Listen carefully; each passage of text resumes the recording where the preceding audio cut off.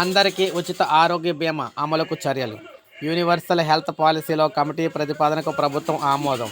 పేద ధనిక తేడా లేకుండా అందరికీ ఉచిత ఆరోగ్య బీమా అందుబాటులోకి తెచ్చేలా రూపొందించిన యూనివర్సల్ హెల్త్ పాలసీ సమర్థ అమలుకు ప్రభుత్వం చర్యలు చేపట్టింది. ఈ మేరకు ఎన్టీఆర్ వైద్య సేవ ఏబీ పీఎంజేఏవై పథకం హైబ్రిడ్ మోడ్లో అమలుకు అయితే పిలిచిన టెండర్లో ఆర్ఎఫ్పి డిసిఏలో కొన్ని సవరణలకు ఆమోదం తెలిపింది.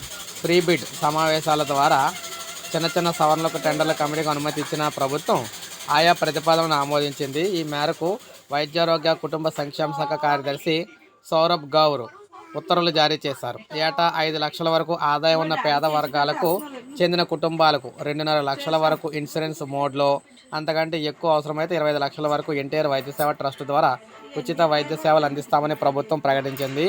ఏపీఎల్ కుటుంబాలు ఈహెచ్ఎస్ వర్కింగ్ జర్నలిస్టు స్కీమ్ మినహా 2.5 లక్షల వరకు బీమా వర్తిస్తున్నట్లయితే పేర్కొంది.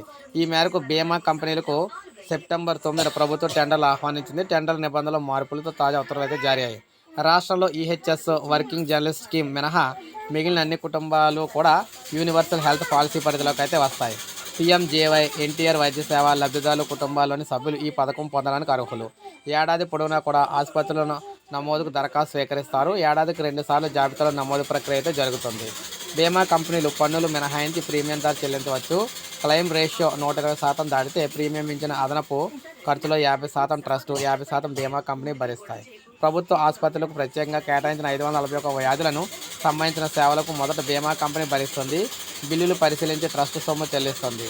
రాష్ట్ర, జిల్లా ఆసుపత్రుల స్థాయిలో ప్రస్తుతం సేవలు అందిస్తున్న వైద్య మిత్రులు, అదేవిధంగా ట్రస్ట్లో పనిచేస్తున్న పొరుగు సేవలు ఒప్పంద సిబ్బందిని అవసరాల మేరకు బీమా కంపెనీ కొనసాగించాల్సి అయితే ఉంటుందన్నమాట. సో ఈ విధంగా అయితే జరుగుతుంది. కొత్త ఆరోగ్య బీమా పాలసీ అయితే రాబోతుంది ఆంధ్రప్రదేశ్లోని ప్రజలందరికీ కూడా. సో ఇది మనకి తాజా సమాచారం. ఒక లైక్ చేయండి, సబ్స్క్రైబ్ చేసుకోండి, మన ఛానల్ సబ్స్క్రైబ్ చేసుకొని ఫాలో అవుతూ ఉండండి. ఇలా మీకు లేటెస్ట్